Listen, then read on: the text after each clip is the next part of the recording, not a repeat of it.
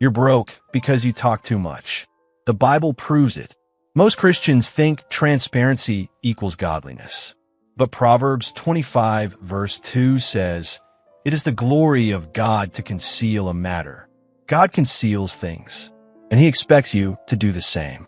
There are 7 things you're sharing right now that are blocking your financial breakthrough. Things that protected Joseph, Nehemiah, and David, but you're exposing them to everyone. I'm going to show you exactly what to stop saying. Starting now. Number 1, your next move. Stop announcing your plans. Genesis 37. Joseph had a God-given dream. He told his brothers. They threw him in a pit and sold him into slavery. Your dream didn't die because God failed you. It died because you told the wrong people. Proverbs 11 verse 13. A gossip betrays a confidence, but a trustworthy person keeps a secret. Not everyone clapping for you is praying for you. Real talk. When you post about starting a business, applying for that promotion, launching that side hustle, you just invited sabotage. Envy doesn't wear a sign. It wears a smile. Stop here. Think about the last goal you announced publicly. Did it happen? Or did it mysteriously stall? The principle, move in silence. Let success make the noise. Don't post it. Don't text it. Don't share for accountability. Just do it. Then let God reveal it when it's established. Number 2, your income. Nobody needs to know your salary. The moment people know what you earn, whether it's 60,000, 6 figures, or more, you stop being a person. You become a resource. Ecclesiastes 5 verse 13 warns about wealth exposed to harm. But here's what that really means. When your cousin knows you make good money, suddenly his emergency is your responsibility. When your church knows you got a raise, you're on every committee that needs funding. Matthew 6 verse 3 says, "Do not let your left hand know what your right hand is doing." If your own hand shouldn't know, why are you telling your coworker? Here's what happens. You mention your new salary at Thanksgiving dinner. By New Year's, 3 people have asked you for money. By spring, you're in debt because you couldn't say no. Proverbs 22 verse 7. The borrower is slave to the lender. When you reveal your income, you become a lender by expectation, even when you never agreed to it. Guard your numbers like you guard your passwords. Both can be used against you. Number 3, your savings. Stop telling people what you've saved. Let me be blunt. The second you told someone you have money saved up, you painted a target on your back. Proverbs 21 verse 20. The wise store up choice food and olive oil, but fools gulp theirs down.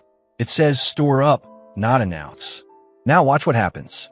Every crisis finds you. Every emergency knocks on your door. Every guilt trip, you have it. Why can't you help? And when you say no, you're selfish, worldly. You've changed. The spiritual reality nobody talks about. The enemy doesn't just steal what you have. He uses people you love to guilt you into giving it away foolishly. Nehemiah rebuilt Jerusalem's walls because he kept his plan secret. Nehemiah 2 verse 12. I had not told anyone what my God had put in my heart to do. Your savings are part of God's plan for your future, not someone else's poor planning. Listen carefully. Someone else's emergency is not your obligation, especially when they've had years to prepare and chose not to.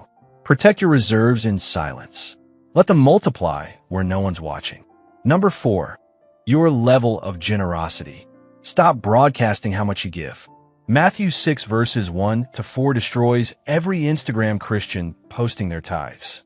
Be careful not to practice your righteousness in front of others to be seen by them. When you give, do not announce it with trumpets. When you post about your big offering, your mission trip donation, your church pledge, you just cashed out your heavenly reward. You got your likes, your comments, your applause. That's it. Heaven paid you in full, with Instagram hearts. But here's the part that costs you money. When people know you're generous, they line up. You become the church ATM, the go-to, the blessed one who should bless everyone else. And when you can't give, or when wisdom says no, you're labeled, judged, whispered about. Real scenario, you gave big last year. Everyone knows. This year God tells you to save. But now you're getting texts. Remember when you gave all that money? I only need a little. The biblical standard is crystal clear, give in secret. Let God reward you in secret. Your generosity is between you and heaven. Nobody else gets a vote at that table. Stop performing righteousness for an audience. God's not impressed by your highlight reel. Number 5, your source of income. Stop telling people where your money comes from. You think you're networking, connecting, building relationships. But Proverbs 12 verse 23 says, "The prudent keep their knowledge to themselves, but a fool's heart blurts out folly." When you tell people about your investment strategy, your side business, your passive income stream, you just handed out your playbook. They smile, congratulate you, take notes. Then they copy you, undercut your pricing, or feed your idea to someone who will. Biblical proof, Genesis 26. Isaac dug wells, struck water. And what happened? Genesis 26 verses 14 to 15. He had so many flocks and herds and servants that the Philistines envied him. So they stopped up all the wells. Envy doesn't celebrate your blessing. It buries it. This is critical for men over 40. You've worked decades to build multiple income streams. You've learned what works. You've made the mistakes. Don't hand that wisdom to people who haven't paid the price you paid. When God opens a door for you, walk through it quietly. Let the results testify. Let the fruit speak. You don't owe anyone an explanation of how God provides for you. Guard your streams like you guard your home. Both can be robbed if you leave the doors open. Number 6, your family's financial struggles. Stop airing your household's money problems. Proverbs 14 verse 1. The wise woman builds her house, but with her own hands the foolish one tears hers down. When you complain to your friends about your spouse's spending, your kids' college costs, your in-laws asking for money, you're not venting. You're dismantling your home. Here's what happens. You tell your buddy your wife overspent this month. He laughs, agrees. Yeah, women, right? Now there's a seed, a crack, a division. 6 months later, you're in real trouble.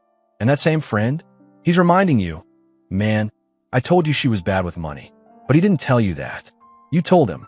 And now he's using your words against your marriage.